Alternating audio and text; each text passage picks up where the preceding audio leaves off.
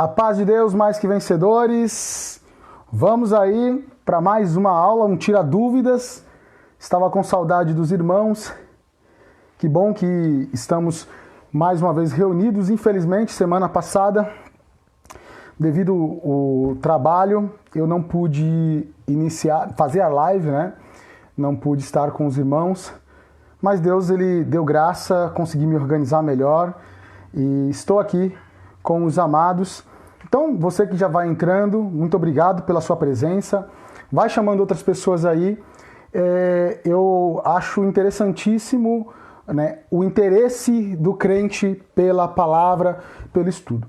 Eu acho interessante porque é meio contraditório. Em momentos, né, a vida cristã ela não poderia, de forma alguma, ser uma vida afastada desse interesse do cristão pelas coisas de Deus. Isso não poderia acontecer, né? Mas acontece.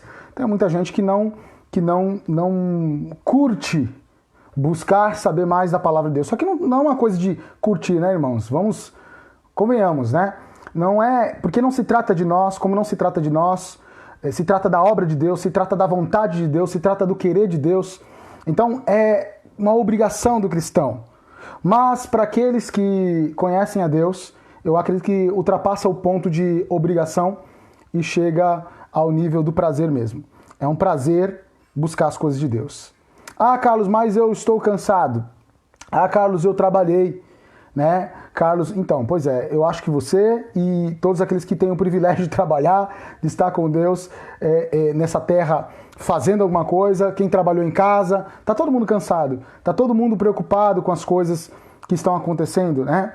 Mas em meio a isso tudo, nós precisamos conhecer e prosseguir em conhecer ao Senhor. Então, você que está aqui, glória a Deus por tua vida, já vai chamando outros irmãos aí, né, para que a gente comece, para que a gente possa estar conversando sobre alguns assuntos. E hoje, de tantas perguntas que os irmãos têm feito, glória a Deus por isso, né, muitas perguntas têm sido feitas, e eu glorifico a Deus, né, semanalmente tenho recebido essas perguntas e tem sido um prazer poder respondê-las. E hoje eu decidi fazer um especial perguntas e respostas sobre o fim dos tempos e Apocalipse, ok? Não é uma coisa que a gente vai chegar à exaustão aqui do conteúdo, porque não dá, é muita coisa. Quando a gente fala de doutrina do fim dos tempos ou últimas coisas, a gente chama de escatologia, é a expressão teológica para isso, né? Então acaba acontecendo de ser muita coisa que a gente tem para estudar. A forma que eu consegui fazer para poder ajudar os irmãos é respondendo algumas perguntas pontuais. Então eu vou tentar responder aqui. Quando eu falo tentar, tendo toda a humildade do mundo, irmão, para reconhecer que muitas perguntas elas estão no nível de complexidade que a gente dá uma opinião baseada em outros que são estudiosos profundos da palavra, mas nós não sabemos a resposta exata muitas vezes, né? Então nós direcionamos, olhamos, procuramos, cavamos nas escrituras, vamos mais fundo, vamos nos especialistas, o que eles falam, o que eles têm para nós, e a gente tenta ali dessa forma, pesquisando, orando, buscando em Deus, responder da melhor forma possível. Ok? Eu quero começar com uma oração, então. Vamos orar. Senhor, muito obrigado por essa noite. Obrigado por poder estar aqui. Sou grato porque semana passada, dada a quantidade de coisas que precisei fazer, não pude, Senhor. Mas fico feliz porque consegui me organizar melhor e essa semana estar aqui com os meus irmãos para juntos pensarmos, Senhor, sobre esse assunto tão importante que é as últimas coisas. O que o livro do Apocalipse e o que outras perguntas a partir das tuas escrituras falam para nós e como é que nós temos que nos portar diante de tudo isso.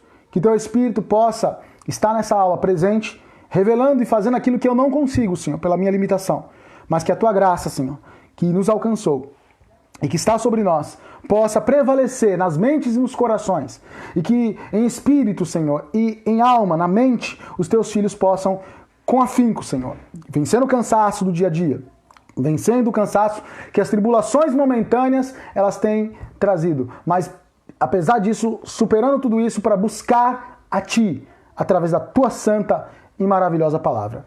É minha oração, Te agradeço em nome de Jesus. Amém. Amém, amados? Muito bem, eu sempre tenho começado com algumas curiosidades, né? E a curiosidade que eu quero trazer hoje para os amados é em relação a... Quando a gente fala de fim do mundo, qual foi a última grande notícia que você ouviu que falava dessa questão do fim do mundo? Você lembra? Qual foi a última... Paz de Deus, Rita de Paula, bênção. Patrícia também está aí, né? Paz, minhas queridas. Deus abençoe a vida de vocês. Qual foi a grande última notícia que você ouviu sobre fim dos tempos e que as pessoas ficaram meio que apavoradas? Você sabe que esse negócio de fim dos tempos deixa o povo meio que apavorado. Já falei algumas coisas, já respondi algumas perguntas e definitivamente o povo fica meio cabreiro, meio com medo mesmo.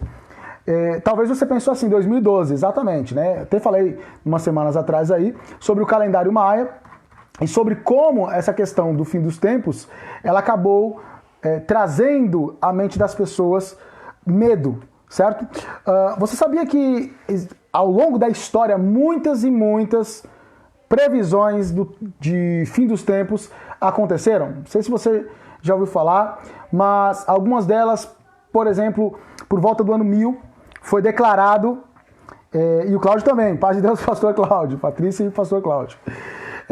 Por volta do ano 1000, as pessoas ficaram apavoradas porque acreditavam que o mundo iria chegar apenas até o primeiro milênio. Imagina, então, a cabeça das pessoas, século 9, século 10, 900 e pouco, as pessoas preocupadas sobre como o mundo o que aconteceria com o mundo, se o mundo iria continuar, iria acabar, profecias apocalípticas, estávamos na Idade Média, uma era de muita superstição e as pessoas tremendo de medo. Muitas pessoas entregaram tudo que tinham para a igreja.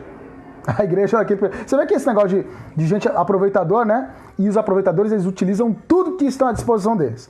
Então, naquele período lá, tinha os aproveitadores, e esses aproveitadores acabaram falando para as pessoas que se o mundo ia acabar, elas tinham que entregar as posses delas para a igreja. E aí as pessoas entregaram, né? Não toda a igreja, mas uma parcela dela. E, infelizmente, muita gente caiu nessa daí, passou 999, ano 1000 e continuou 1001, 1002. Nós tivemos também a passagem do ano 1999 para o ano 2000, certo? Nesse período, vocês devem, os que têm mais idade aí, devem recordar que as pessoas ficaram apavoradas, porque tinha uma profecia antiga de Nostradamus, que era um místico medieval, que ele falou que 1000 passará, 2000 não chegará, e as pessoas acreditaram nisso, e por acreditar nisso as pessoas acabaram ficando com tanto medo, também teve o problema da internet que se iniciava, né? O bug do milênio, que as pessoas chamavam que tudo ia voltar para a Idade da Pedra, e teve gente tirando a própria vida, né? Houve, em alguns locais, recordes de pessoas se suicidando. Outra curiosidade foi quando, infelizmente, no ano de 2012, aconteceu a mesma coisa, os maias, né? Com aquele calendário deles, que simplesmente falava do final de um ciclo, foi muito mal interpretado, e por ser mal interpretado, pessoas, então, de várias partes do mundo ficaram com tanto medo que tiraram a própria vida, outras venderam tudo que tinha, outras gastaram tudo que tinha comprando estoques, comprando terrenos para fazer casas fortificadas. E tem até o caso aqui no Brasil de um médico que fez isso, um médico, um homem que estudou bastante aí, e caiu nesse conto também. Eu lembro de um kit que estavam vendendo, e o kit era um kit fim do mundo, onde as pessoas podiam pagar, acho que aqui no Brasil era R$1.600, uma coisa assim, e aí vinha uma barraquinha no kit fim do mundo, vinha água para a pessoa tomar, alguns galões de água, vinham umas barras de cereal, só isso. Então imagina o mundo acabando e a pessoa vai fazer o quê? Com uma barra de cereal? Você vai fazer o quê com 2 litros de água? Então, infelizmente, o medo impera. E sempre, para você ter uma ideia, até grandes filósofos, né? Tem uma previsão do Jean-Jacques Rousseau para o ano 2060. E se você for procurar, existem muitas e muitas previsões na história da igreja, quantas e quantas pessoas. Existem aí grandes movimentos religiosos, grandes religiões que são cristãs, né? Que estão aí hoje, pelo menos que se entendem como cristãs, que começaram com pessoas trazendo profecias que não se cumpriram. Profecias sobre o fim do mundo. Ok? Então, dentro disso, vamos começar a nossa aula. Vou começar tentando responder algumas perguntas aqui. E a primeira pergunta que eu vou tentar responder aqui, do Fernando de Guarulhos. Aliás, o Fernando vai aparecer bastante hoje. Ele estava... me pediu, Carlos, cadê as minhas respostas? Cadê as minhas respostas? Falei, calma, irmão, vou ter que fazer um especial Apocalipse e fim dos tempos só para responder as perguntas de alguns, inclusive as suas. E eu vou responder aqui a pergunta do Fernando já já. Eu quero deixar uma enquete para você aí. Para você, me responde aí. Você acha que o fim dos tempos ele está mais próximo ou está mais distante? Você acha que está mais perto de acontecer o fim dos tempos? Ou você acha que ele vai ainda demorar um pouco para acontecer? Coloca aqui nos comentários, participa da aula aí, é importante, pode fazer suas perguntas, tá? Se eu não conseguir responder hoje, eu respondo outro dia. Não só perguntas, me ajuda nas respostas, coloca os seus comentários aqui, ok? Chame outros irmãos que de repente não estão aqui, e irmãos que estão acostumados a sempre estar aqui, chama esses irmãos aí, ajuda essa obra, porque você vai estar pregando o evangelho através do ensino. Jesus falou, ide por todo mundo, pregai o evangelho e ensinai. Se você junta Marcos com Mateus, final de Marcos com final de Mateus, você tem ide, pregai e ensinai. Nós estamos aqui fazendo a obra do ensino, que não é eu ensinar você, mas é nós aprendermos juntos. Então me ajuda aí, permanecendo e também chamando outros irmãos, ok?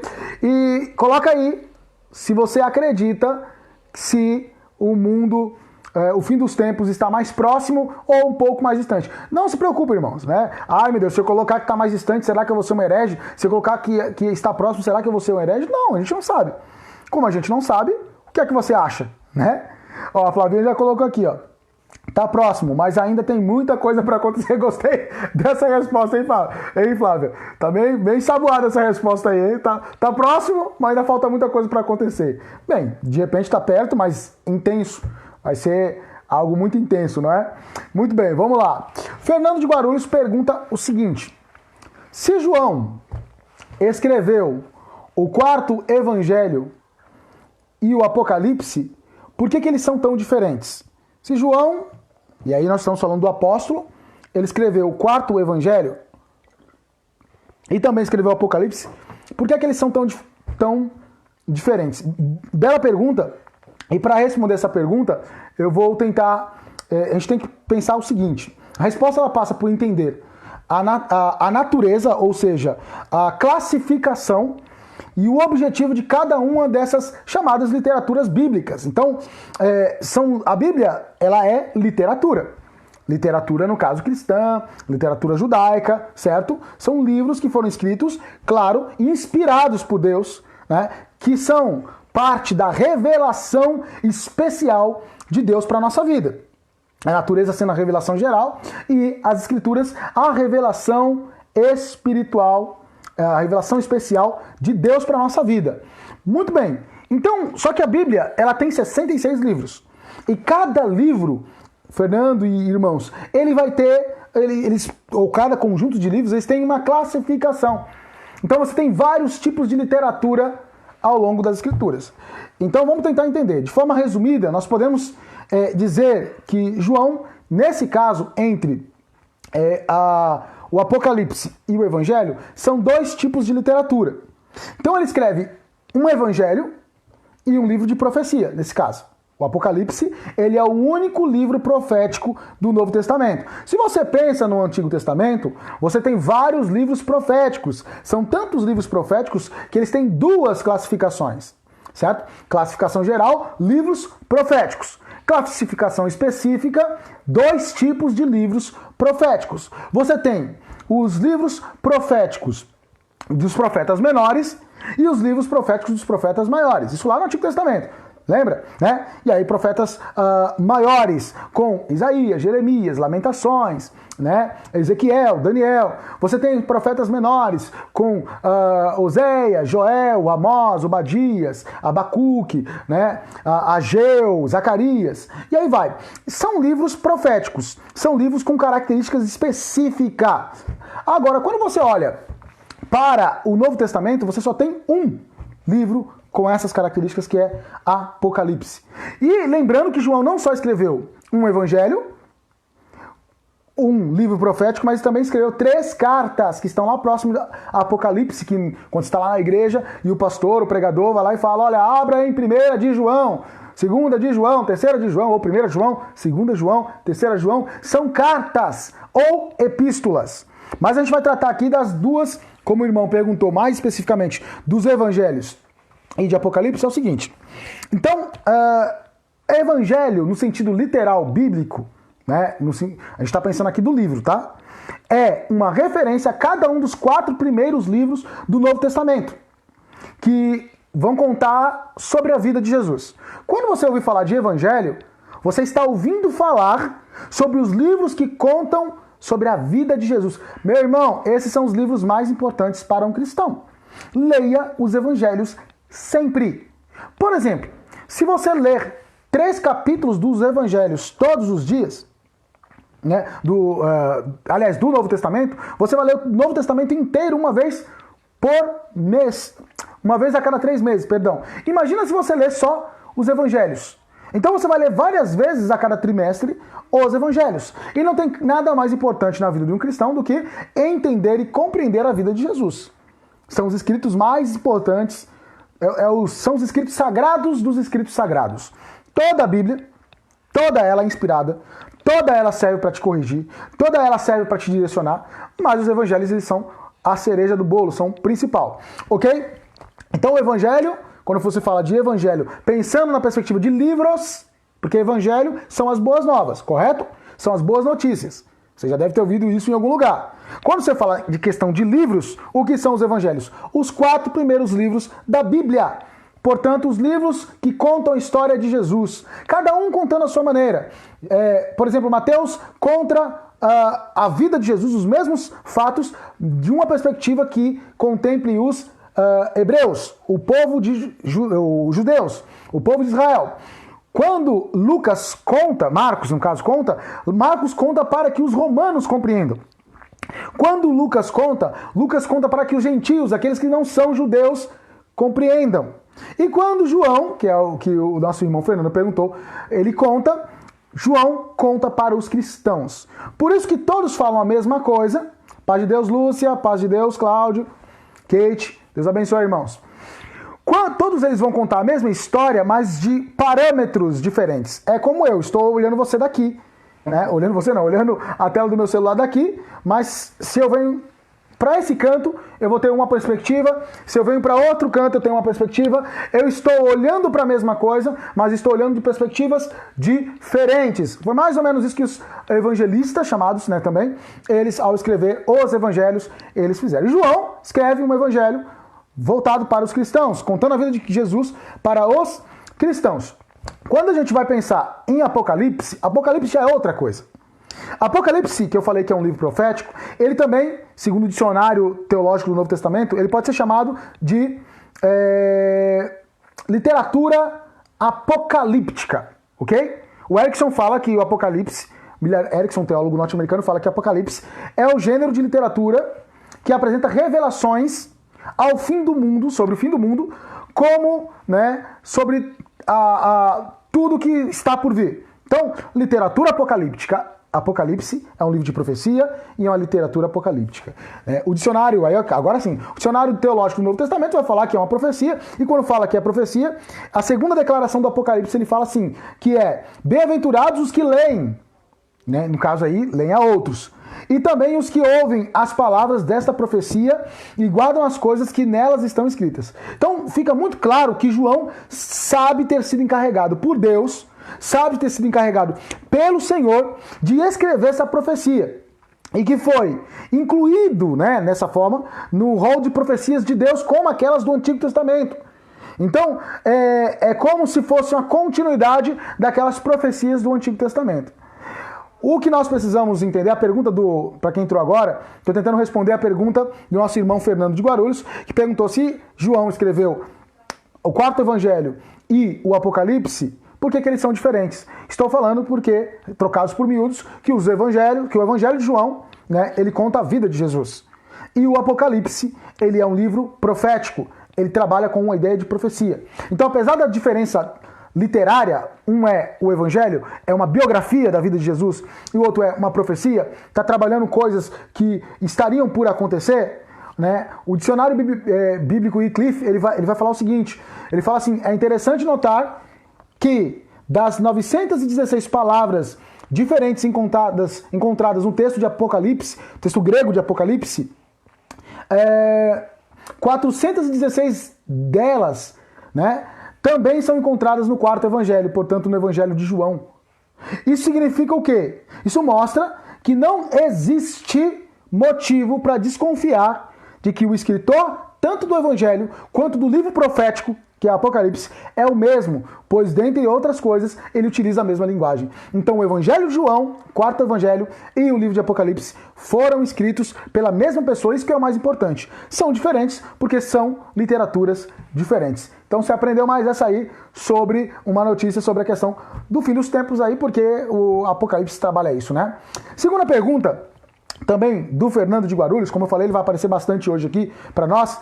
E se você, né, estiver chegando agora, pode ir fazendo sua pergunta sobre o fim do mundo, sobre as últimas coisas.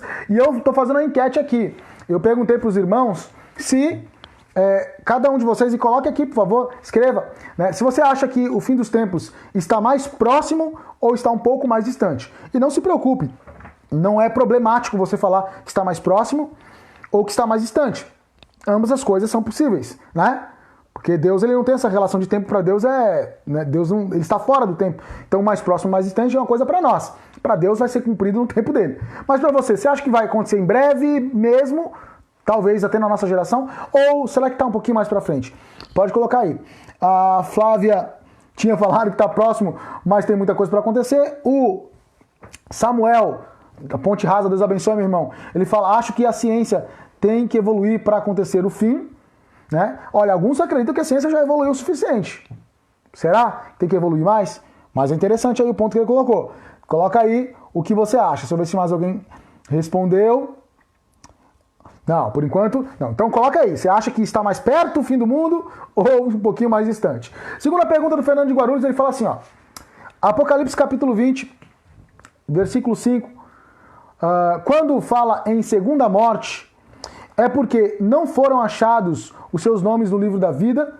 Teremos então duas chances? Então, quando fala, eu vou ler já o versículo para você. Quando fala em segunda morte, é porque não foram achados os seus nomes no livro da vida. Então, se não foram achados os seus nomes no livro da vida e fala de segunda morte, será que temos então duas chances? Pois a primeira diz aqui e na sequência diz que não houve a ressurreição, pois os nomes não estavam no livro da vida. É isso? Bom, o versículo fala assim, o esboço, né, da resposta está logo em seguida no versículo 6. Porque quando a gente lê o versículo 5 de Apocalipse, fala: o restante dos mortos não voltou a viver até se completarem os 1000 anos. Esta é a primeira ressurreição. Aquilo que ele falou. Então, se há uma primeira ressurreição e que os outros mortos não voltaram a viver, será que quem teve a primeira ressurreição tem uma segunda chance? Logo em seguida, o versículo 6 fala: felizes os santos, os que participam da primeira ressurreição, a segunda morte não tem poder sobre eles, serão sacerdotes de Deus e de Cristo, e reinarão com ele durante 1000 anos. Então, Apocalipse capítulo 20, versículos 5 e 6. O versículo 6, então, ele vai mostrar, Fernando, que a segunda morte, ela não tem poder sobre os que participaram da primeira ressurreição, que significa simplesmente uma ressurreição que vem primeiro e não que todos estivessem ressuscitados. Então, quem ressuscitou primeiro não vai morrer de novo. Né? Isso não quer dizer que todos ressuscitaram, apenas os que ressuscitaram primeiro. Né? Então, não haverá essa ideia de segunda chance, não tem isso. Ou seja, os que ressuscitaram nesse período reinarão com Cristo durante o milênio. Por isso, eles são felizes, como o versículo diz, versículo 6. Esses estarão salvos. Já os que não ressuscitaram, os que não vão ressuscitar naquele momento, vão aguardar a ressurreição do último dia. Esses serão julgados e provavelmente vão ser condenados. Provavelmente, né? Há uma discussão aí, né? Portanto, todos ressuscitarão fisicamente uma vez, pois só há uma morte física. Então, todo mundo vai ressuscitar somente uma vez, porque existe somente uma morte física. Por que eu digo isso? Hebreus capítulo 9, versículo 27, que diz, da mesma forma, o homem está destinado a morrer uma só vez, vindo depois disso enfrentar o juízo. Morre uma vez, enfrenta depois disso o juízo. Quem ressuscitar, seja na primeira ressurreição, ou seja na última ressurreição, não vai morrer mais, cara. Então, isso eu estou falando dessa ressurreição apocalíptica. Porque aí você pode perguntar, mas peraí, Carlos, isso quer dizer então que Lázaro, ao ressuscitar, não morreu mais? Não, aqueles ali ressuscitaram dentro da perspectiva temporal. Essa ressurreição aqui é uma ressurreição para julgamentos ou para eternidade. Existe uma clara diferença entre as ressurreições que acontecem no mundo inteiro, ainda hoje, né? Ainda hoje você vê pessoas que testemunham, você pode procurar na internet que você vai achar pessoas falando de testemunhos de gente que orou e alguém ressuscitou. Isso acontece ainda hoje, porque é o mesmo Deus de ontem e hoje e de eternamente continua operando. Claro que é um sinal que não acontece com tanta frequência, mas dentro dos propósitos de Deus existem pessoas ressuscitando por aí, certo? Mas a ressurreição que é tratada em Apocalipse aqui é uma ressurreição da perspectiva da eternidade, ok? Então não haverá uma segunda chance. É uma ressurreição depois do juízo. É ressurreição para o juízo. Os crentes ressuscitam primeiro, certo? Para reinar com Cristo, e esses são julgados por Jesus, não para a condenação, mas são julgados para receber galardões, são julgados para receber os presentes de Deus, que nós não sabemos exatamente o que é, né? Para a glória dele. E os demais vão ser julgados no último dia, aí sim, para salvação ou perdição. Só que, se os salvos se ressuscitam primeiro e são julgados primeiro, isso leva a acreditar que provavelmente os que ressuscitarem no último dia vão ressuscitar apenas para a condenação. Ok? Vamos dar mais uma olhada aqui, o que os irmãos colocaram. Deixa eu ver. Estou mais próximo de Deus. Patrícia, eu perguntei, e eu coloquei aqui para quem está entrando agora, se você acha que o fim dos tempos está mais próximo ou um pouco mais distante. A Patrícia também saboou-se aqui, tentou escapar, colocou, estou mais próxima de Deus. Amém. Mas você acha que vai acontecer mais agora ou depois? Depois ela responde, eu acho. Deixa eu ver. Cláudio, a Patrícia respondeu, está dizendo que você não leu. Ah, é? Ah, tá, deve ser essa que eu respondi agora. Mas não respondeu não, hein, Patrícia? Você falou que está mais perto de Deus, você está perto de Deus, você aceitou o Senhor, você é uma mulher de Deus, né? Kate, tem momentos que eu acho que está próximo, mas algumas vezes eu acredito que está um pouco distante. Né? Por que você acha que tem... Quais momentos, Kate? Depois, se você puder colocar aí, quais momentos você acha que parece estar mais próximo o fim dos tempos e quais momentos você acha que parece estar mais distante? Se você puder colocar aí, eu agradeço, ok? Vamos continuar aqui. Terceira pergunta. Vou tentar responder 7 perguntas hoje, ok? Se não conseguir responder 7 perguntas, deixo para uma segunda etapa na semana que vem, até porque tem outras perguntas ainda. Tive que selecionar algumas. Terceira pergunta, um anônimo pergunta. O anônimo pergunta: como você acredita que será a nossa prestação de contas com Deus? Como é que vai ser, Carlos, a nossa prestação de contas com Deus? Bem, a nossa prestação de contas com Deus, de forma simples aqui, te respondendo, vai ser através do julgamento de Deus. A prestação de contas vai ser através do julgamento de Deus. Lá em Apocalipse capítulo 20, versículo 12, 13 fala: vi também os mortos, grandes e pequenos, de pé diante do trono, e livros abertos. Outro livro foi aberto, o livro da vida. Os mortos foram julgados de acordo com o que tinham feito, segundo o que estava registrado nos livros. Registrado nos livros. O mar entregou os mortos que nele havia. E a morte e o Hades, talvez fazendo referência do mundo dos mortos aqui, entregaram os mortos que neles havia. E cada um foi julgado de acordo com o que tinha feito. Cada um foi julgado de acordo com o que tinha feito. Repare, a ideia aqui é o julgamento de forma geral. Então, quando você pergunta para mim, como você acredita que será a prestação de contas com Deus, eu acredito como a Bíblia diz, certo? Pelo menos aquilo que a Bíblia deixa mais claro. E eu quero abordar isso. Ou seja, certamente, primeira coisa, certamente juízo virá. Pensando na perspectiva de que nós possuímos um Deus justo. Se Deus é justo, Deus vai julgar. E como é que vai ser isso, né? Mas quais são as principais características desses juízos? Como é que o juízo de Deus ele vai acontecer? Um importante teólogo chamado Wayne Grudem, que eu estou até por continuar aí o curso de bibliologia nele, não esqueci do curso, tá? Ele vai trazer 5 características desse julgamento, desse juízo de Deus. Primeira característica, Carlos, como é que vai ser o julgamento? Como é que vai ser o juízo de Deus? Como é que vai ser a prestação de contas? Essa prestação de contas vai ser através do julgamento de Deus. Como é que vai ser isso? Vamos aos especialistas, vamos aos doutores. E o doutor Wayne Grudem, grande teólogo norte-americano, um dos maiores do nosso período, da nossa época, ele diz que, primeiro ponto, Jesus Cristo será o juiz. 2 Timóteo 4:1 diz: conjuro-te, pois, diante de Deus e do Senhor Jesus, que há de julgar os vivos e os mortos na sua vinda e no seu reino. Jesus vai julgar vivos e mortos na vinda e no reino. Ok? Então, na sua vinda, referência à segunda vinda de Cristo, no seu reino, referente talvez ao milênio, e aí para quem segue a corrente mais dos milenismos, né? Pré-milenista, que aí Jesus vem antes e reina na Terra, literalmente, ou para quem acredita que o milênio é só uma ideia, né, espiritual e não uma coisa concreta, que Jesus vai reinar espiritualmente, tem reinado durante toda a história da igreja. Seria mais ou menos como os amilenistas acreditam. Então, querido, Jesus será o juiz. Então a gente está tentando pensar, tentando responder a pergunta, como você acredita que será a prestação de contas com Deus? Primeiro ponto, essa prestação de contas terá Jesus como o juiz. Jesus, até o momento, ele está fazendo o papel de intercessor junto ao Pai.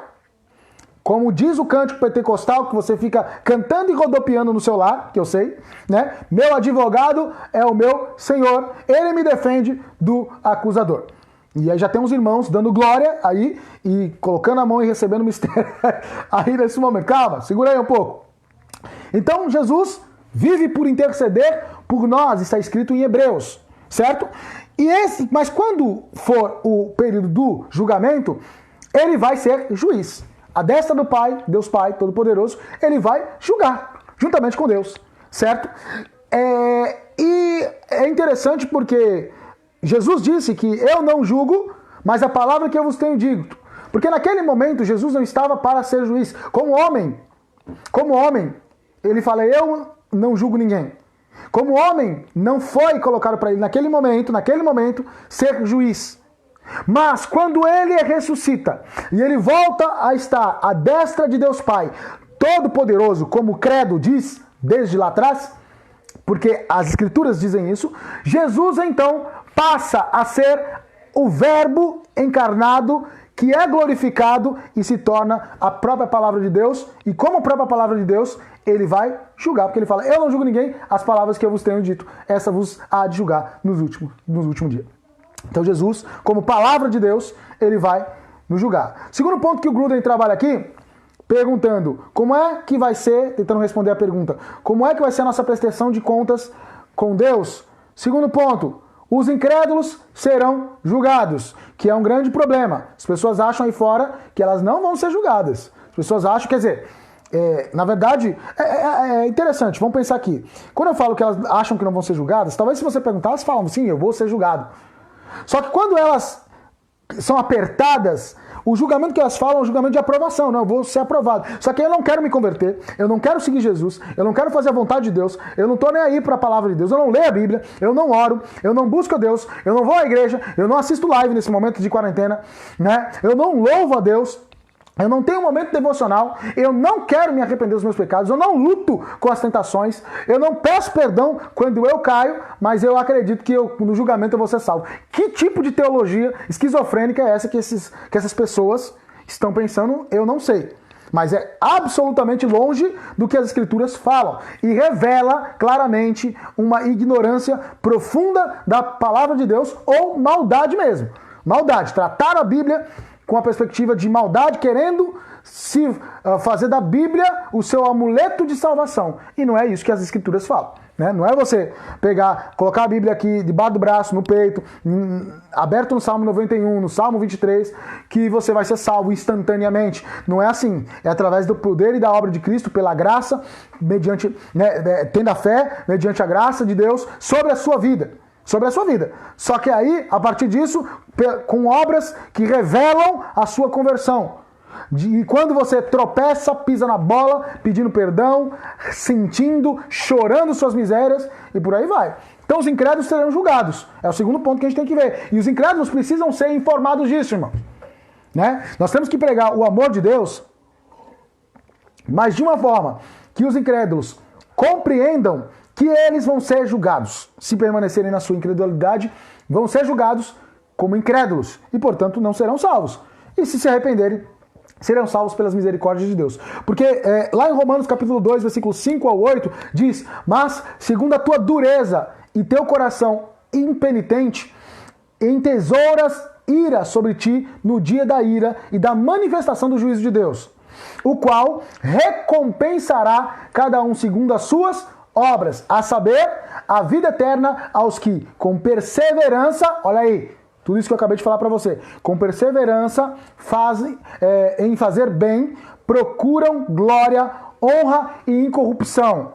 Glória, honra e incorrupção. Mas a indignação e a ira aos que são contenciosos, desobedientes à verdade e obedientes à iniquidade, à injustiça, ao pecado, ok? Portanto, a ira, a indignação de Deus, a discordância mais absoluta de Deus.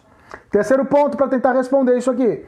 Como você acredita que será a nossa prestação de contas com Deus? Terceiro ponto, o Wayne Grudem fala que os crentes serão julgados. Romanos, capítulo 14, versículo 10 e 12, diz: mas tu, por que julgas o teu irmão? Ou tu também, por que desprezas o teu irmão? Pois todos havemos de comparecer diante do tribunal de Cristo. Porque está escrito: como eu vivo, diz o Senhor, que todo joelho se dobrará a mim e toda língua confessará a Deus, de maneira que cada um de nós dará conta de si mesmo diante de Deus. Aqui está falando para crente. Os crentes serão julgados. E esse julgamento vai ser para prestar contas com aquilo que eu fiz como cristão na minha vida cristã. Não é um julgamento para condenação, mas é um julgamento: olha, Carlos, o que você fez? Porque aqueles que forem comparecer como cristãos e não ser diante do tribunal de Cristo, que é esse primeiro tribunal de Cristo, esse aí provavelmente vai ser condenado, né? Porque ele vai comparecer como um crente que não fez a vontade de Deus. Como um crente que pegou o talento, que pegou os dons e enterrou e não fez nada. Pegou a sua vida cristã e no máximo que fez foi ir para a igreja, ler uns versículos, louvou no culto do domingo e talvez em casa e não fez mais nada. Não apresentou frutos de misericórdia, de salvação, ok? E aí fica muito complicado, né, irmãos? Porque como é que você vive a vida cristã sem se entregar de corpo e alma a Deus em palavras e em obras? Em obras, no teu dia a dia, no teu emprego, né? Na tua escola, na tua faculdade, aonde quer que você pise a planta dos seus pés, né? Depois de tropeçar, pedindo perdão, buscando a Deus, demonstrando humildade, então vamos ser julgados. Os crentes vão ser julgados. Como é que vai ser a prestação de contas com Deus. O Gruden fala, em quarto lugar, os anjos serão julgados. Judas, versículo 6, Judas só tem um capítulo, tá? Versículo 6 diz o seguinte, esse Judas aqui não é o Iscariotes, esse é um outro Judas, ok? Judas, versículo 6, diz, e aos anjos que não guardaram seu principado, mas deixaram sua própria habitação, reservou na escuridão e em prisões eternas até o juízo daquele grande dia. Os anjos, aqueles que lá atrás caíram, os anjos caídos, um terço de anjos que na rebelião de Lúcifer se afastaram, seguindo Lúcifer, achando que poderiam combater contra Deus e tomaram um couro logo lá atrás, e hoje são chamados demônios, esses vão ser julgados por Deus também. E quinto ponto que o Gruden fala, né? Como é que, para quem me perguntou, Carlos, como é que vai ser a prestação de contas? Quinto lugar e último aqui, ajudaremos no trabalho de julgamento. De alguma forma, nós vamos ajudar, eu estou falando assim, os cristãos, os servos de Deus, que serão julgados primeiro para a salvação, para receber os galardões, e serão completamente santificados. E aí, como Jesus homem é glorificado, seremos também, né?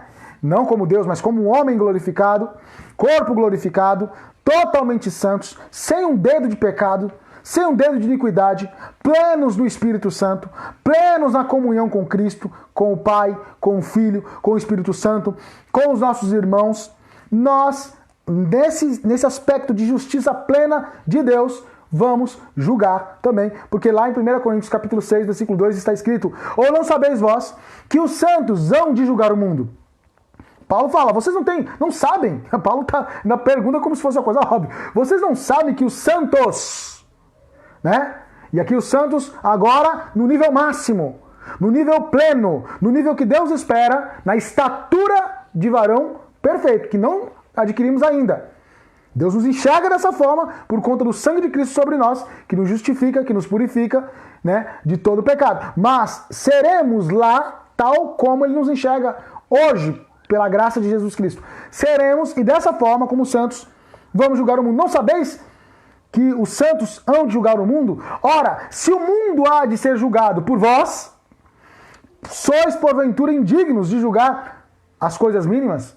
Então em Cristo nós podemos julgar. Aí não é aquele julgamento. Quando fala, não julgueis para que não sejais julgados, irmãos, é aquele julgamento insano, humano. Aquele julgamento tosco do ser humano, que pega o irmão, aponta o dedo pro irmão, o irmão pecou, se arrependeu, quer ajuda o irmão em vez de ajudar, quer massacrar o irmão, ou antes de ajudar, massacra primeiro, porque tem prazer em fazer o pecador sofrer, porque é pecador, tem que sofrer. Ninguém mandou pecar, bem feito agora, tá vendo? E vai lá e aponta o dedo pro irmão, em vez de estender os braços, perdoar, porque Deus perdoou, e aí ajudar o irmão, né? Aqui o julgamento é, olha irmão, você está errado, segundo a palavra, não é assim que se faz. Esse julgamento, isso é julgar.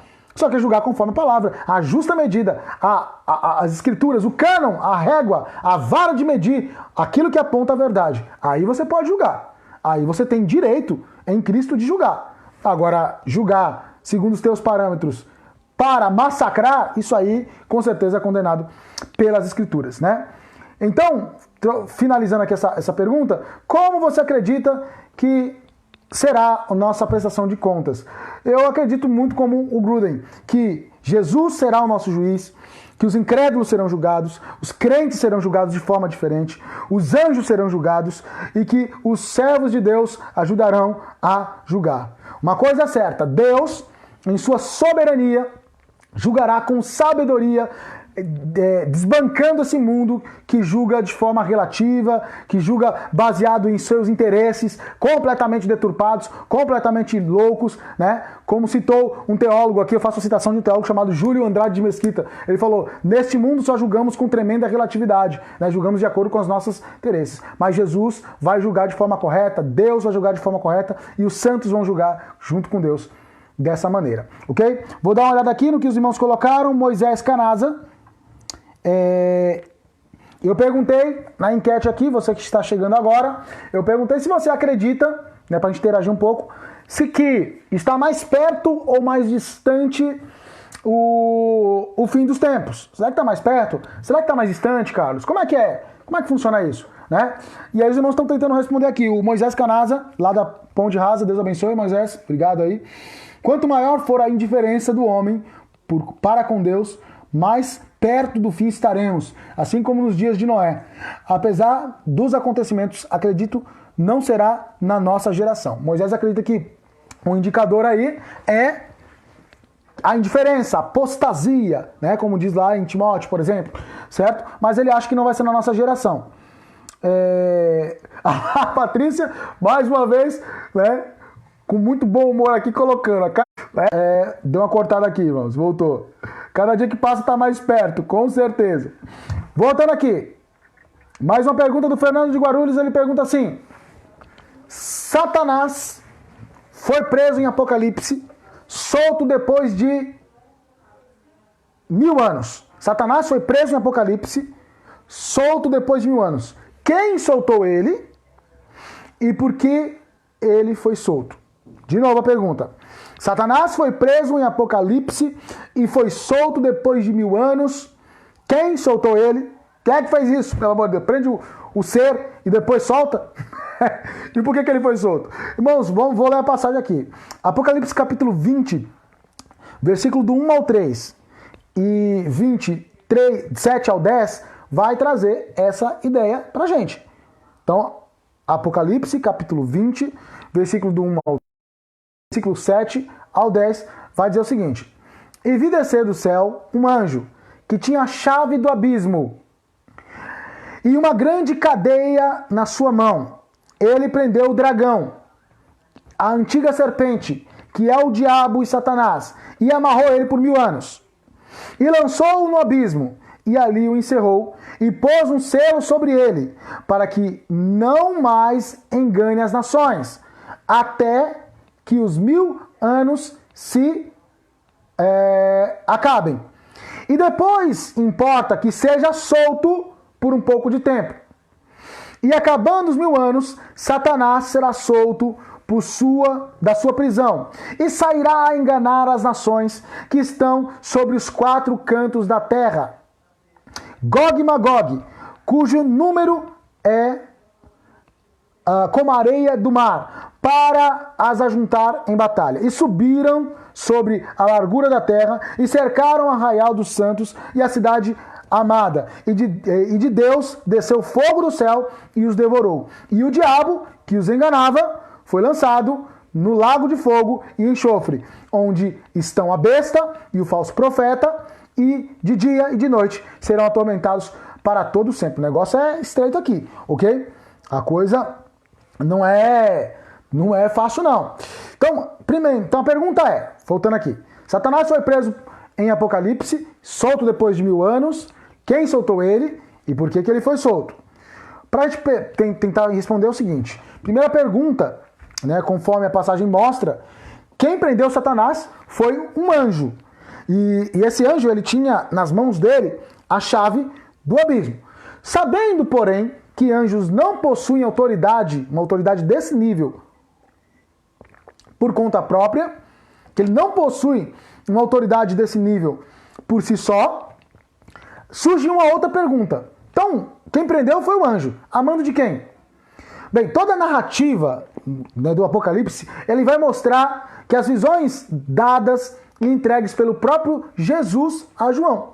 Então, o próprio Jesus, desde o começo, João cai como morto lá no Apocalipse 1, né? O próprio Jesus entrega as revelações, são 4 visões ao longo do Apocalipse, e Jesus mesmo entrega cada uma dessas visões para João.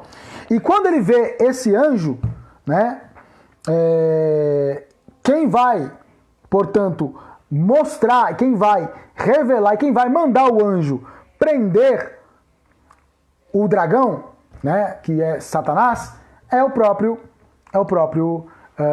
Jesus. Okay? O próprio Jesus é o próprio Deus que vai pedir. Então, esse anjo, ele pertence a Deus. Porque quando a gente olha para essa narrativa, você percebe que o anjo prende quem?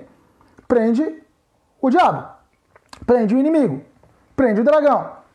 Só que, se o anjo prende o dragão, que é o inimigo de Deus, então esse anjo é de quem? De Deus.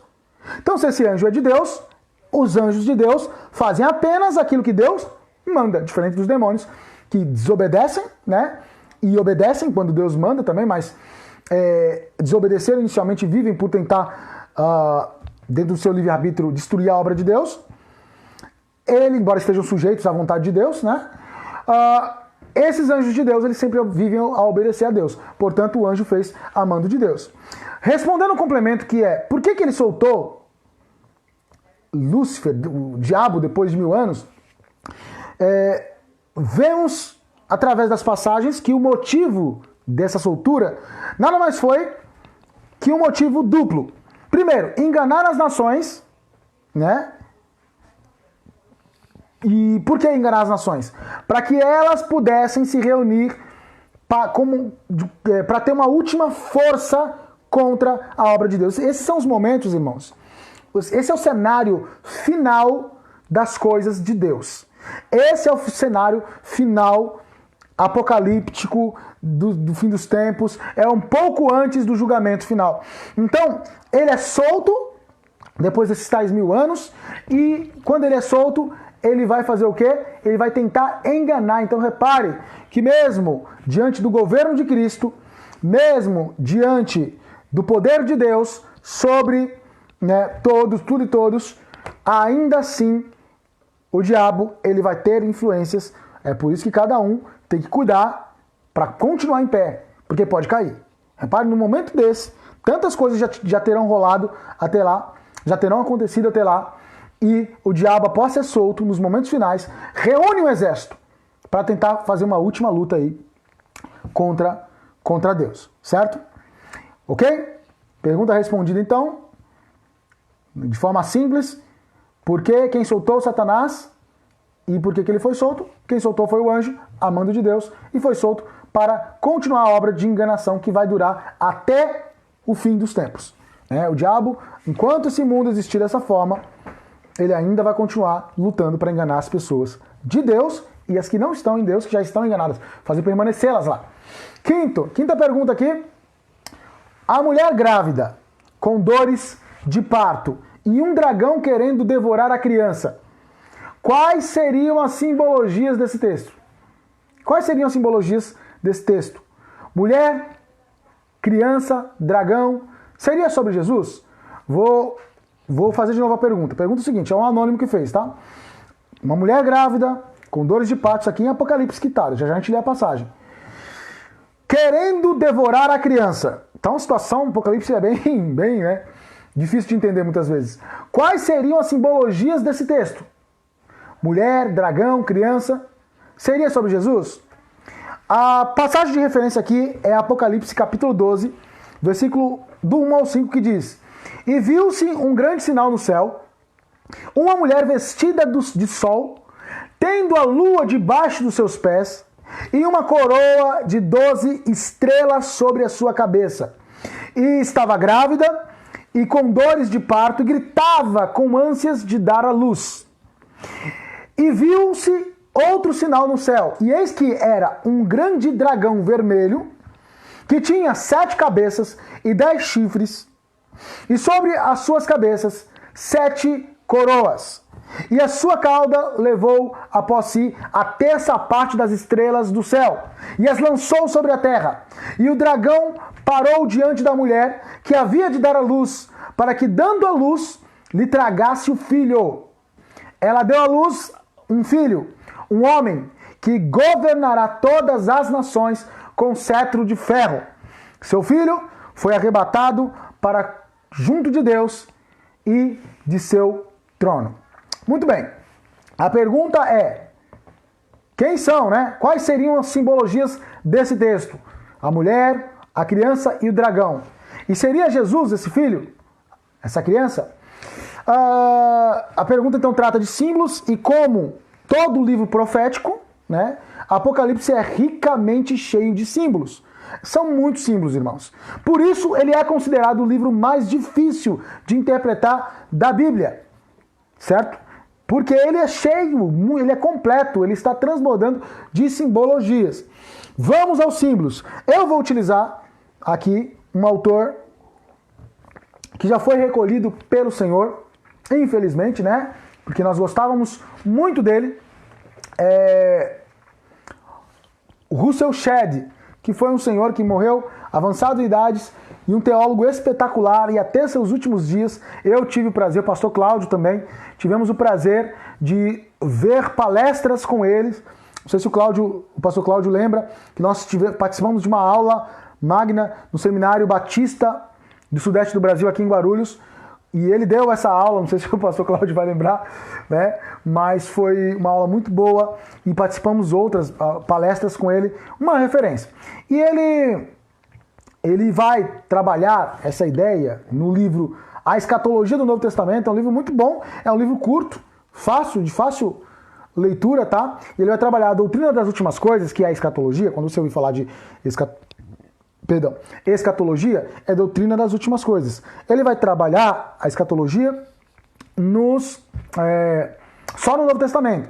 E quando ele vai trabalhar a questão de Apocalipse, escatologia em Apocalipse, ele vai falar o seguinte, que a mulher grávida, vestida de sol, a simbologia disse que é uma mulher, ele vai falar que a mulher é um tipo que simbolizava o povo de Israel. Para o Russell Shedd, que mais uma vez repetindo aqui, foi um teólogo dos mais respeitados, olha lá, o Cláudio falou que lembra, né? Um dos teólogos mais respeitados aqui no Brasil.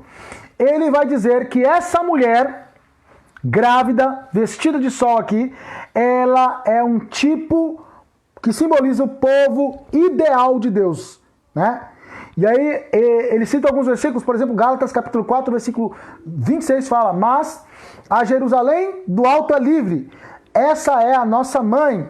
A Jerusalém do alto é livre, essa é a nossa mãe, ou seja, o povo ideal de Deus, como figura feminina. Por que essa figura feminina? Para se coadunar, para se complementar, para nós pensarmos segundo os aspectos de 2 Coríntios, capítulo 11, versículo 2, que diz: o zelo que tenho por vocês é um zelo que vem de Deus. Eu os prometi a um único marido, Cristo, querendo apresentá-los a ele como uma virgem pura. Essa mulher de Apocalipse, segundo Russell Shedd, é esse povo ideal de Deus. Portanto, a igreja salva e redimida de Deus, ok? Esse que é a mulher. A mulher simboliza isso, vestida de sol, porque resplandece sobre a escuridão, sobre a terra de trevas. Como Pedro fala, brilhem como astros neste mundo de trevas. Brilhar como astro não é esses astros de Hollywood, mas brilhar como astros é brilhar no meio das trevas, é ser luz, ok? Só um instante aqui, tive um probleminha. Voltou aqui. Tive um probleminha aqui na internet. Então, brilhar como luz. Se estiverem por aí, dá um toque aí, irmãos, porque deu uma parada aqui. Travou. Voltando aqui. Então, vou brilhar como luz. Primeiro ponto. Então, a mulher grávida, vestida de sol, é um símbolo do povo ideal. O povo ideal é a igreja verdadeira. É a igreja, dentre todos aqueles que se dizem igreja, que de fato é a igreja. Foram salvos, lavados e redimidos. O dragão aqui, com 7 cabeças e 10 chifres, é Satanás. Na própria passagem, né, vai falar que o dragão é Satanás, não há dúvida. Segundo o Russell Shedd, ele deve ser comparado à quarta besta. Ele vai fazer uma ligação aqui. A quarta, porque, quando você olha, os testemunhos de Jeová, eles colocam, muitas vezes, né, eles desenham nas literaturas dele, literalmente, eles levam no literal aqui. Tá normal? Lúcia, graças a Deus, então. É que pra mim deu uns tchutchos aqui, umas paradas, tá bom? Se der alguma parada aqui, vocês falam, por favor, que eu retomo o raciocínio. Então, o dragão, com 10 chifres com 7 cabeças e 10 chifres, muitas vezes os testemunhos de Jeová desenham aqueles animais horrorosos. Tentando, na verdade, é muito provavelmente uma linguagem totalmente simbólica. Ele representa Satanás, né? Satanás é um anjo de Deus, e essa não é uma forma original de anjo de Deus, portanto, isso quer dizer que significa alguma coisa, e o Russell Shedd vai falar que isso deve ser comparado à quarta besta de Daniel, a chave para entender. Lá em Daniel capítulo 7, versículo 7 e depois versículo 24, que diz: na minha visão à noite vi ainda um quarto animal aterrorizante, assustador e muito poderoso, tinha grandes dentes de ferro, com os quais despedaçava e devorava as vítimas, e pisoteava tudo o que sobrava. Era diferente de todos os animais anteriores e tinha 10 chifres. Os 10 chifres são 10 reis que sairão desse reino. Depois deles, um outro rei se levantará e será diferente dos primeiros reis. Então Daniel vai trabalhando aqui a ideia totalmente, né, profética e simbólica. Daniel deixa claro que não é um animal, um ser, né, literal com cabeça, mas é um domínio, é um poder, é um dragão. E esse dragão, que é dessa forma, ele na verdade é Satanás, simbolizando o poder. A ideia de chifre na antiguidade remetia a poder. Até a Idade Média isso acontecia. Por exemplo, você vai ver que os vikings de vez em quando, não o tempo todo, mas de vez em quando, eles lutavam com capacetes com chifres, porque os chifres simbolizavam poder na antiguidade, na Idade Média, para alguns povos. Ok? E o filho, Carlos? E o filho homem simboliza o quê? Segundo o Shedd, esse filho não pode ser outro senão o nosso Senhor, que vai reger as nações com vara de ferro, como diz o texto de Apocalipse. Vai reger as nações com vara de ferro. Por quê? Lá no Salmos, capítulo 2, versículo 8 e 9, tem uma profecia que fala: pede-me, e eu... Olha que coisa bonita, irmãos, e emocionante. Pede-me, e eu te darei as nações como herança, e os confins da terra como sua propriedade. Tu as regerás com a vara de ferro, e as despedaçarás como um vaso de barro. Glória a Deus. Então, Jesus vai voltar. Esse é o Filho do Homem que o diabo, desde da tentação, tenta destruir, mas não conseguiu, não vai conseguir, e ele prevaleceu, veio ao mundo, encarnou, tirou, né? Despojou-se da sua veste divina, do seu poder de Deus, viveu como homem em humildade, sofreu tentações, venceu todas elas, foi exemplo para nós, foi singular, foi o melhor de todos, o mais sábio, o mais lindo, o mais belo, o mais santo de todos os tempos, morreu por conta dessa santidade, morreu por conta das profecias, morreu para pagar os meus e os seus pecados, ressuscitou ao terceiro dia, caminhou por 40 dias, consolidou a sua igreja a partir dos 12 apóstolos, subiu aos céus, está sentado à direita de Deus, e ele está intercedendo por nós, como já disse aqui, e apocalipticamente falando, vai julgar as nações, e quando voltar, vai voltar, e quando voltar, vai reger com vara de ferro. Outro dia falava isso para um amigo, tem um amigo que ele é neopagão. Quem acompanha as minhas aulas, acompanha minhas palestras, sabe que sempre eu comento sobre conversas que eu tenho com ele. Ele é um neopagão, para quem não sabe o que isso significa. O neopagão é alguém que adora aqueles deuses que lá na antiguidade adoravam-se e eram chamados de pagãos, né? A Igreja Católica utiliza ainda esse termo para quem não é batizado. O Império Romano, quando se tornou católico, cristão católico, ele usou esse termo pagão para aqueles que não eram cristãos. E os pagãos eram os adoradores de outros deuses. E faz um tempo que existe um movimento de ressurgimento dessas crenças, que na Bíblia são consideradas fábulas, que é outro sinal do fim dos tempos. Né? Retornarão as antigas fábulas. Né? Não falo isso de forma ofensiva, mas essa é as escrituras. E esse meu amigo, a gente já teve boas conversas, e aí outro dia ele brincava falando que Jesus vai voltar, o pessoal quer que Jesus volte, o pessoal veio, Jesus veio, fez o bem, foi uma pessoa maravilhosa, e os caras mataram ele, e agora o povo quer que Jesus volte, né? E aí eu tive que explicar para ele, não, você está enganado. Quando Jesus voltar, ele não vai voltar para apanhar. E Jesus não vai voltar para sofrer e nem vai voltar para ser morto. Isso ele veio por conta de um propósito. Quando ele voltar, ele vai voltar com a vara de ferro na mão. E toda iniquidade, todo pecado, toda injustiça, que não tiver se arrependido até lá, das chances e mais chances que Deus dá, ele vai arrumar isso, sabe, no poder e na autoridade justa dele, através do juízo. Vara de ferro, meu amigo. Para quem... espero que ninguém tenha apanhado de vara de ferro aqui, mas talvez um ou outro já tenha apanhado, principalmente se você for de origem nordestina, de vara de marmelo ou de algum galho mais fininho, daquelas plantas mais finas.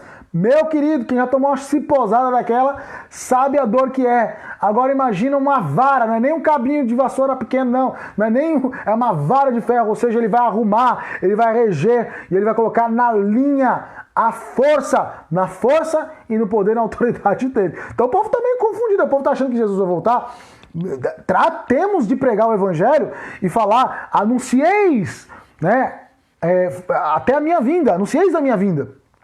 Nós temos que pregar a vinda de Jesus e pregar da forma correta, porque o povo está achando que ele vai vir para ser espancado, para morrer de novo, né? E o povo está muito enganado. Ele vai vir em corpo glorificado para reinar, para mostrar como é que se faz. O mundo que não consegue, por sua incompetência, porque o homem ele é incompetente para arrumar tudo sozinho. E Jesus vai chegar e vai mostrar como é que se faz, tá bom?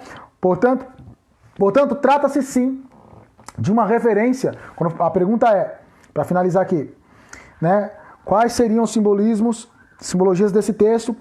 A mulher, o dragão, a criança, seria sobre Jesus? A resposta é sim.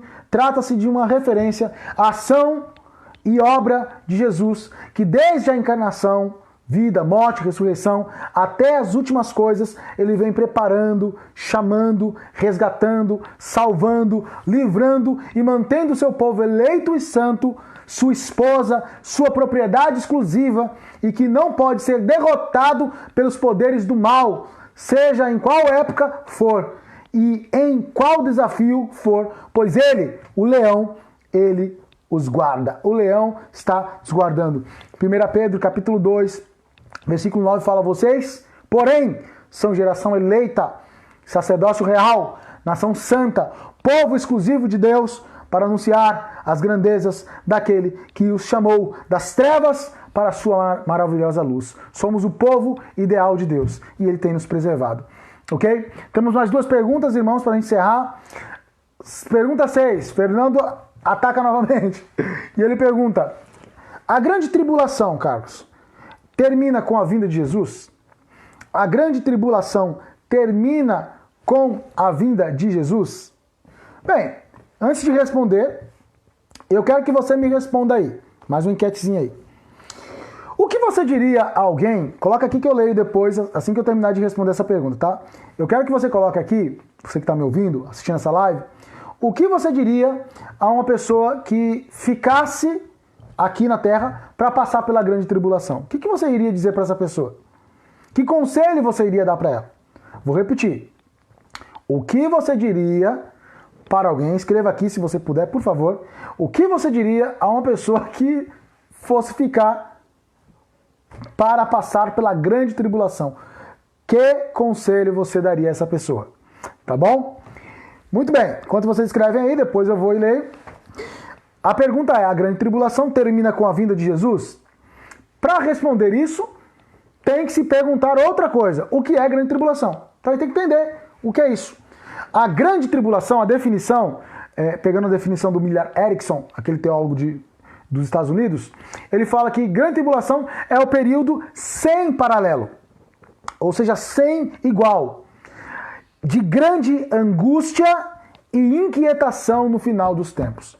Período sem paralelo, de grande angústia e inquietação no final dos tempos. Essa é a grande tribulação que tanto se ouve falar, né? Qual é a principal base bíblica para falar da grande tribulação? Existem muitas, mas eu acho que Marcos e Mateus nos traz duas passagens aí que faz com que você entendamos melhor o que é a grande tribulação. Lá em Marcos capítulo 13, versículo 19, está escrito: porque naqueles dias haverá uma aflição tal, olha isso, irmãos, haverá uma aflição tal, qual nunca houve desde o princípio da criação.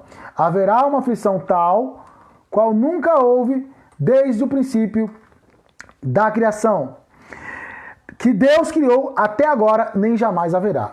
Olha que coisa pesada de se pensar aí.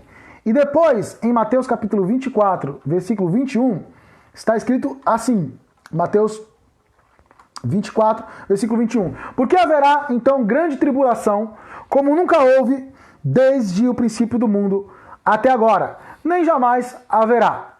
Ok? Então, haverá tal aflição como nunca houve desde o princípio do mundo até agora, nem jamais haverá.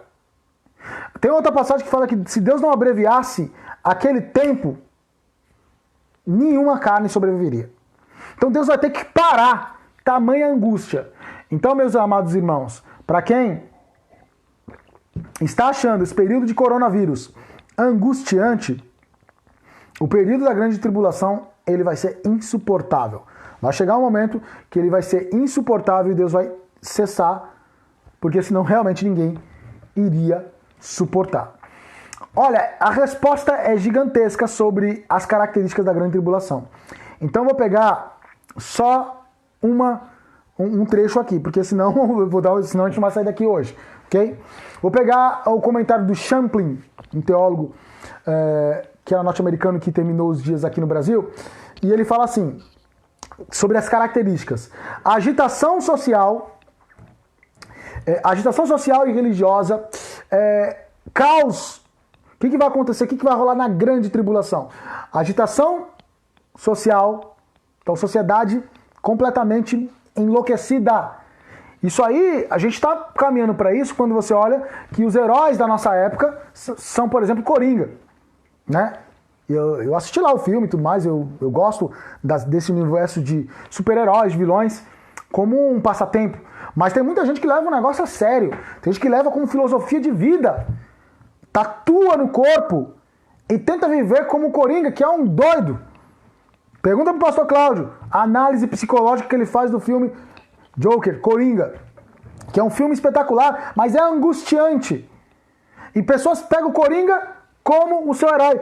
No mundo onde filósofos como Nietzsche, que é um cara que prega o niilismo, que é o abandono de toda a moral cristã, por exemplo, tira essa moral. Esse negócio de amar o próximo é coisa para fraco. Esses caras como esse são os filósofos mais lidos do mundo. Um mundo como esse, caos social, agitação social, agitação religiosa. Precisa falar alguma coisa? Nossa, tá pipocando de agitação religiosa hoje. É um caos total. As pessoas, né, acreditam no que querem, da forma que querem. É interessante que cada um acha que pode ter a religião à sua maneira. Eu gosto demais de uma frase de um teólogo inglês chamado Gilbert Chesterton, que fala: ter uma religião pessoal é tão possível quanto ter um sol e uma lua particulares. Ter uma religião pessoal, uma religião para si, é tão possível quanto ter um sol e uma lua particular. Não entendeu, não? Explico. Você tem uma lua só para você? Você tem um sol só para você? É possível você ter uma lua só para você? Uma lua como o satélite da Terra? É possível você ter o sol só para você? Fazer um sol? Não, não é. Então não é possível você ter uma religião só para você. Embora as pessoas preguem isso, embora as pessoas... Ah, religião cada um tem a sua. Sim, religião cada um tem a sua, mas religião verdadeira só existe uma. Que é aquela que, em Cristo Jesus, que se reverberando em atos, olha para a viúva, para o pobre. Tiago fala que essa religião verdadeira é aquela que é cheia de misericórdia, que os atos de amor, alcançada pelo amor de Deus, pela graça de Deus, reverbera em atos de amor e de misericórdia, como o Tiago diz. né? Que demonstra a fé, que a gente tem comentado tanto aqui, em obras. Muito bem, característica da grande tribulação: agitação social, agitação religiosa, caos na economia. Irmãos, o capitalismo está aí e ele vem desde seu início sobrevivendo, principalmente a partir do século XIX, sobrevivendo de crises. Principalmente no século XX isso ficou claro. Em 1929 quebrou a Bolsa de Valores de Nova York pela primeira vez de forma tão grande. Até hoje foi a maior quebra que teve, né? Que milhares de instituições financeiras faliram ao mesmo tempo. Milhares de pessoas se suicidaram porque ficaram milionárias e ficaram pobres da noite para o dia. O caos foi tão grande que tomou o mundo inteiro, jogando milhões de pessoas na mais absoluta miséria. Depois seguiu-se crises na década dos 70, 80, 90, anos 2000, a última crise que nós tínhamos passado, 2008, e agora, infelizmente, estamos na crise vinda a partir da pandemia, que já está instalada. Crises, mas o capitalismo sempre sobrevive, mas vai vir uma crise tamanha que vai ser irrecuperável. Sofrimento nunca visto antes é outra característica. As relações diplomáticas entre os países vão ficar completamente desajustadas, a ponto da guerra estourar por toda parte, pipocar de guerra para tudo quanto é parte. A natureza, ela vai se revoltar ainda mais, certo? A natureza, ela vai estar ainda mais revoltada do que nós já vimos hoje. Pragas, né? A iniquidade humana. O ápice vai ser a iniquidade humana, o ser humano pior do que ele já foi em todos os tempos, né? Você fala, mas já está piorando? Pois é, estamos caminhando. Pragas, enfermidades de todos os tipos fecharão o quadro de características, como o Russell Shankly, ele vai citar, ele vai falar assim: são elementos referidos como o caos geral, a destruição sem par por meio de guerras, pragas e loucura da própria natureza. Loucura em tudo o que existe. Muito bem. Dito isso, respondo aqui, pulo todo um trecho gigantesco aqui, escrevi: a tribulação terminará, e aí respondendo a pergunta do Fernando, a tribulação terminará por ocasião da segunda vinda do Senhor Jesus. Ela vai terminar com a segunda vinda do Senhor Jesus Cristo à Terra. Exatamente isso. Ela termina dessa forma. Portanto, a resposta que prevalece e que parece ser mais adequada é sim, a grande tribulação, ela se encerrará com a vinda do Senhor Jesus. Ok? Vamos para a última questão, mas antes de eu ver o que vocês colocaram aqui, eu tinha pedido para quem pudesse colocar aí o que você diria a uma pessoa que ficasse para passar pela grande tribulação, e que conselho você daria a essa pessoa. Deixa eu ver o que os irmãos colocaram aqui. Ó. O Fabiano colocou assim: como eu saberia que essa pessoa iria ficar aqui? Não, Fabiano, eu não tô... é só uma conjectura. Digamos que de alguma forma, por exemplo, uma pessoa que é ateia e não quer Jesus, claramente, ela fala para você agora tal, e você sente que está muito perto do fim dos tempos. Essa pessoa, se Jesus voltar, se a grande tribulação acontecer agora, e eu estou pensando na perspectiva de que a igreja vai, né, ser arrebatada, não de que a igreja vai passar pela grande tribulação, estou colocando essa perspectiva de arrebatamento. Se você pressente que o arrebatamento está próximo e a pessoa é ateia, ela não quer saber de Jesus, ela vai ficar, né? Nesse sentido. Embora, é claro que a gente não tem como saber, porque a gente não sabe o tempo, mas se você pudesse saber, que conselho você daria para essa pessoa? A Patrícia colocou: nenhum conselho. Eu não vou estar aqui. Você daria de antemão, né? Aqui a gente falou: eu diria, tente se manter firme até o fim, né? Porque durante a grande tribulação, o evangelho, parece, ao que tudo indica, será pregado também. Márcio, eu diria a necessidade, e é muito importante para a humanidade, né? Depois mostra aqui qual a necessidade. Eu sei, Fabiano, que você entendeu, você tava tirando onda. Te conheço, mas foi legal, é bom, irmãos. Pode comentar aí, fazer uma brincadeira é saudável pra caramba, que vocês sabem que eu gosto disso demais, né? Vamos para a última pergunta aqui, e a última pergunta do nosso irmão Fernando, Mr. Apocalipse, Mr. Fim dos Tempos, e perguntas muito boas, tá, irmão? Ele não pode assistir ao vivo, porque ele trabalha nesse momento, vai assistir depois aí. Deus abençoe pelas perguntas. E Fernando pergunta assim, Fernando de Guarulhos, última pergunta da noite. Desculpa ter passado um pouquinho aí, irmãos, mas eu queria responder essas 7 primeiras perguntas e eu vou fazer um fechamento com os conselhos do reverendo Hernán Dias Lopes pra gente encerrar aqui, tá bom? O Fernando fala assim, o que a Bíblia diz sobre os falsos cristos? O que a Bíblia diz sobre os falsos cristos? O que a Bíblia diz sobre os falsos cristos, né? Bem, para responder isso, vamos pensar a partir da passagem principal que fala sobre os falsos cristos. Lá em Mateus capítulo 24, versículo 4 e 5, vai estar escrito o seguinte: Jesus respondeu, cuidado que ninguém vos engane, pois muitos virão em meu nome, dizendo, eu sou o Cristo, e enganarão muitos. Ok? Então, de novo, Mateus capítulo 24, versículo 5 e 6. Cuidado que ninguém os engane, pois muitos virão em meu nome, dizendo, eu sou o Cristo, e enganarão a muitos. Irmãos, aqui o bicho pega, tá? Pergunta excelente do Fernando aí. A ideia dos falsos cristos, tenta entender o seguinte, ela vai entrar dentro do campo da escatologia geral. Escatologia, mais uma vez, para quem ainda está entendendo, se é novo, né, para você, é a doutrina das últimas coisas. Quando você ouvir falar de escatologia, é o que a Bíblia fala, os direcionamentos que a Bíblia fala sobre as últimas coisas. Dentro do estudo da escatologia geral, quando a gente fala de falsos cristos, vai entrar naquilo que se convencionou chamar de sinais dos tempos. Ou seja, os sinais que vão anteceder o fim das coisas.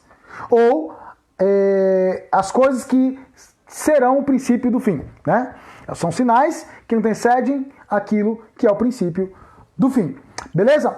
A teologia, eu vou usar aqui para tentar responder, a teologia sistemática pentecostal, que é um outro bom livro de teologia aqui, ok? E ela nos fala algo interessante. Ela diz assim, o vocábulo muitos, que de Mateus 24, 4 e 5, merece atenção especial, uma vez que costumamos empregá-lo genericamente para qualquer grupo de pessoas ou coisas.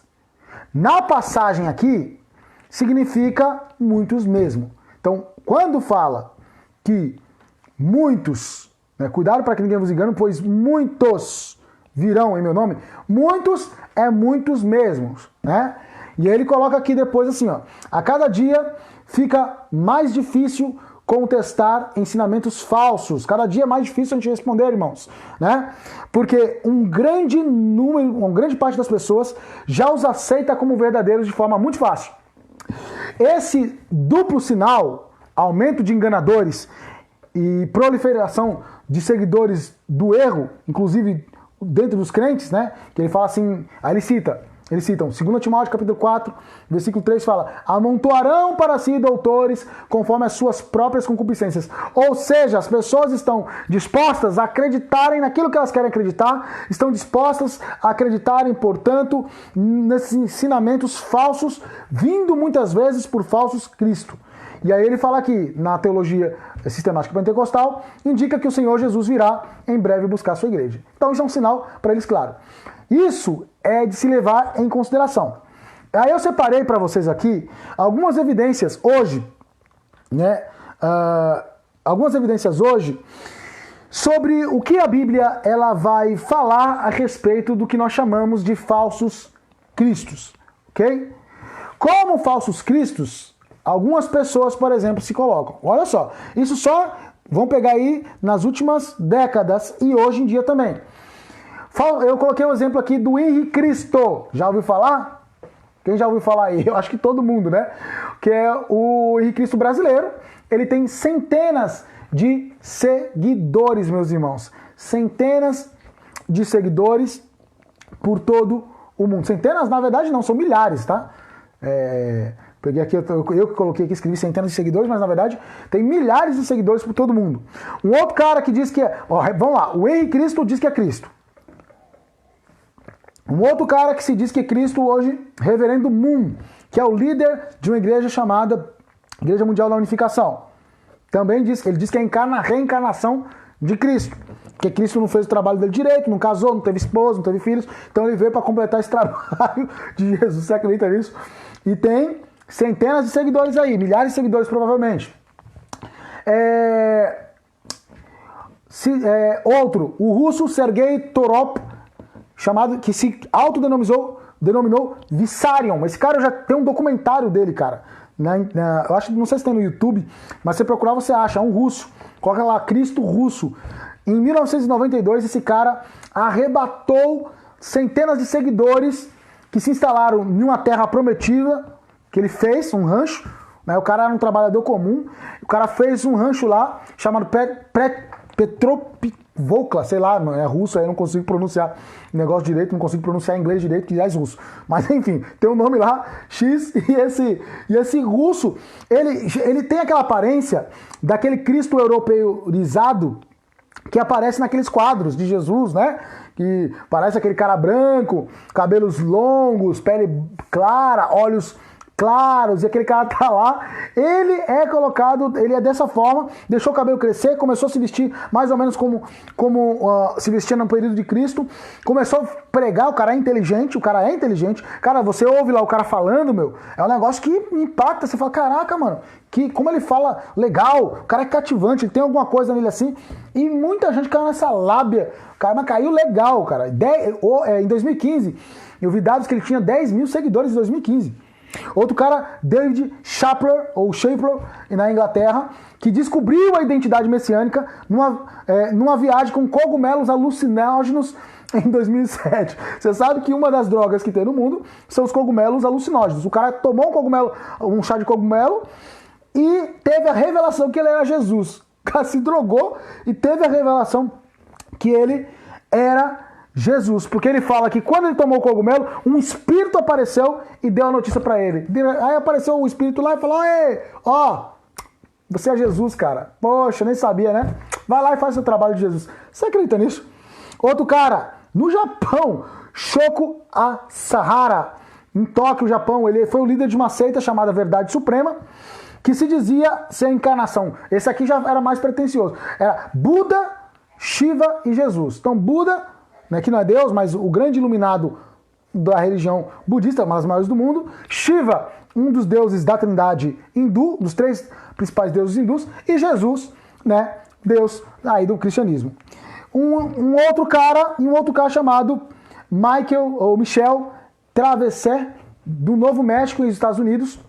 E ele falou que em 2000 ele ouviu Deus dizer, diz ele que ouviu Deus dizer, você é o Messias. Ele ouviu nos anos 2000 que ele é o Messias. Bom, vamos lá. Só de cara, você tem o Henri Cristo, o Torop, o Sergei Torop, 2, o Shapel, 3, o Shoko, 4, o Michel Travesser, 5. 5 caras, tem outros, tá? Mas 5 caras só falando que é o Cristo. Qual deles é o Cristo? A gente sabe que nenhum. Então repare como essa ideia, o que a Bíblia fala sobre, né?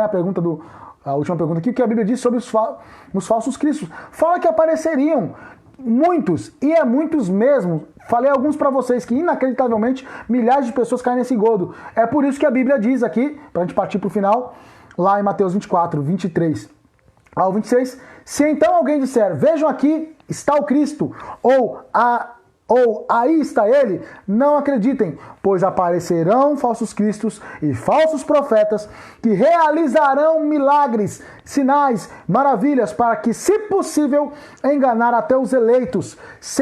Vejam que eu os avisei antecipadamente. Olha o que Jesus está falando, irmãos, em nome de Cristo. Ele fala assim, se alguém disser, ele está lá no deserto, não saiam. Ou ele está ali, dentro de casa, não acreditem.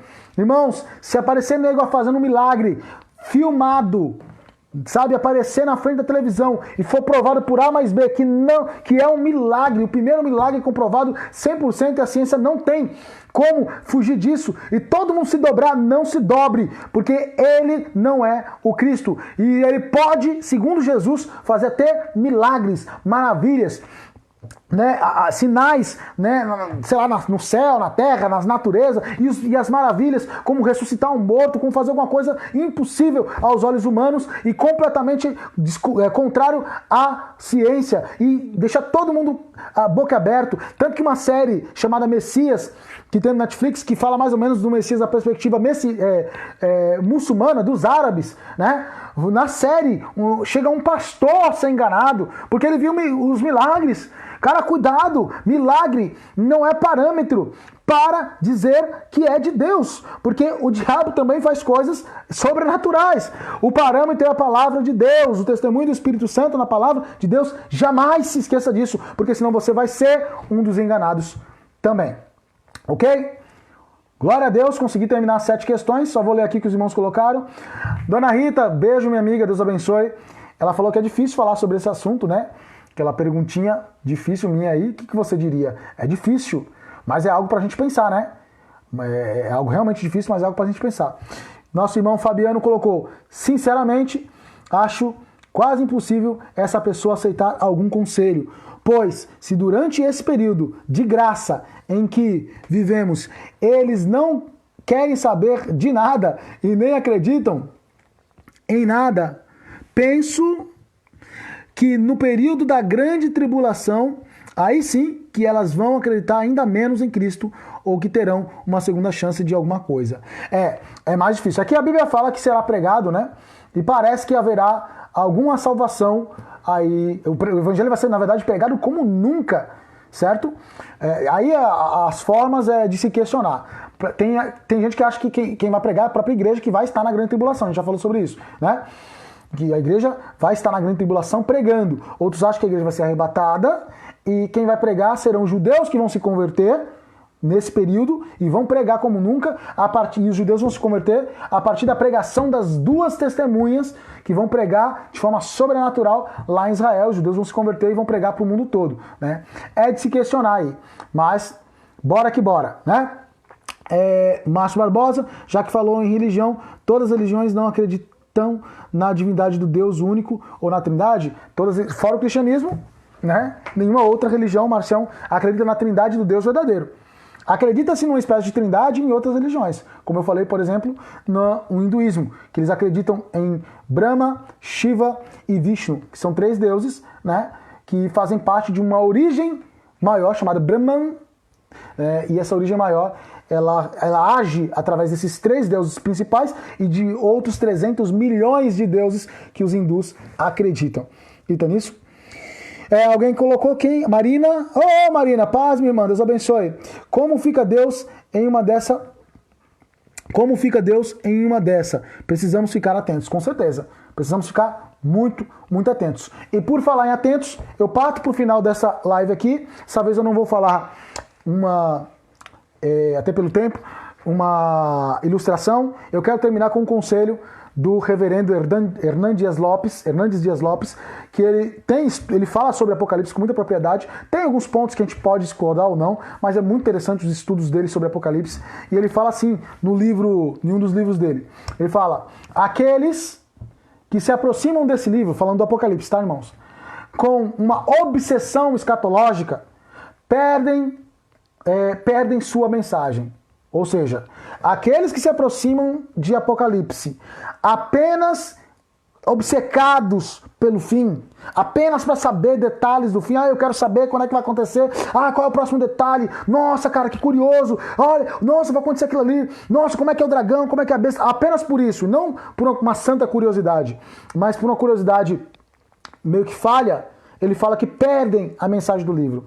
Aí ele fala assim, o livro é prático e revela-nos. Ele vai dar 5 coisas aqui que o livro praticamente nos revela. Primeiro, a certeza de que Jesus tem o total controle da igreja. O livro de Apocalipse mostra que Jesus tem o total controle da igreja. A igreja está totalmente nas mãos de Cristo, o que é muito bom saber disso. Segundo, Jesus tem o total controle da história. Como historiador, eu sei muito bem, há um apagão. Os historiadores que não são de Cristo, eles não querem saber de olhar para a história de uma perspectiva do reino de Deus, de uma perspectiva da visão de Deus. Não, eles abominam isso, eles não querem saber, mas a história mesmo mostra as obras de Deus dentro da história, e de forma maravilhosa. Deus tem total controle. Apocalipse mostra isso, o final da história com Deus controlando todas as coisas, mesmo que para nós agora vem coronavírus, vem fome, vem crise na economia, vem crise política, a gente acha que estamos perdidos no meio disso tudo, mas Deus,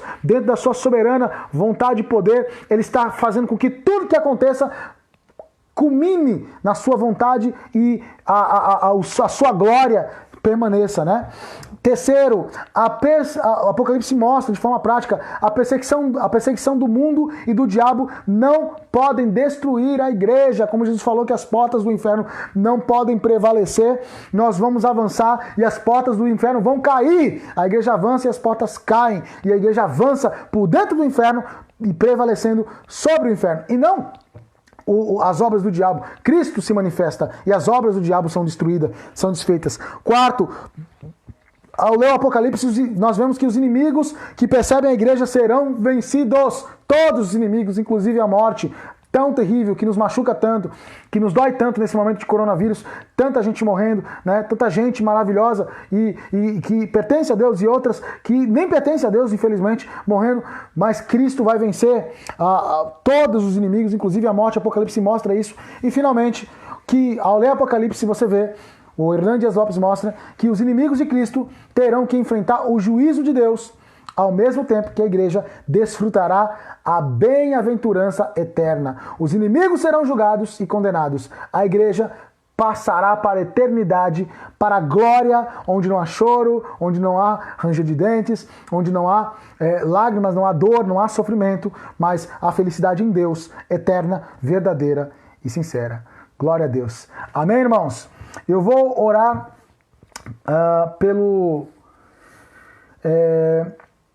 pai, um conhecido da Kate, esqueci agora qual o parentesco, tá, Kate? Mas um conhecido, um parente da Kate, nós vamos orar aqui no final, só vou ler aqui o que o Márcio colocou.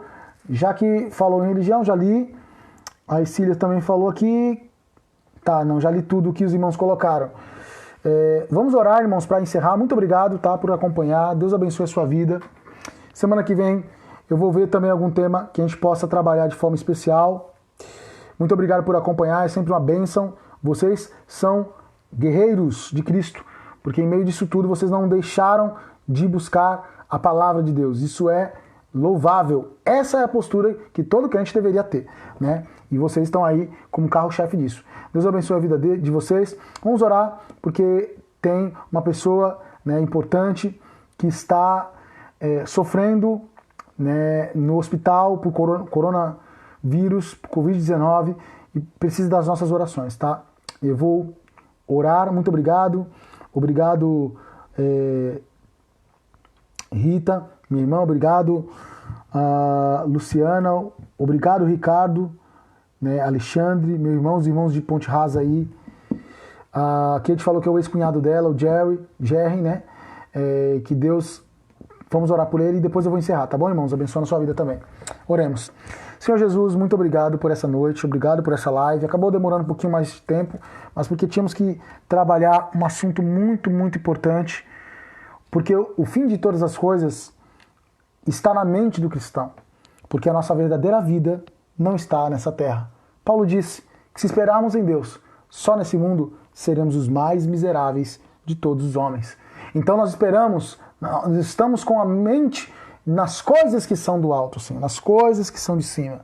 Almejamos pelo novo céu e a nova terra, almejamos pelo reino total de Cristo, o avanço do reino de Deus que começa a partir de nós, né? Que tem vindo como na oração do Pai Nosso, venha a nós o teu reino, né? E que ele vai se completar, Pai, depois com a vinda do Senhor. Almejamos, Senhor, a tua vinda. Maranata, ora vem, Senhor Jesus. Muito obrigado por essa oportunidade, por esses irmãos santos e abençoados que estiveram conosco aqui. Meu Deus, esteja à frente da vida do Gerry, Senhor.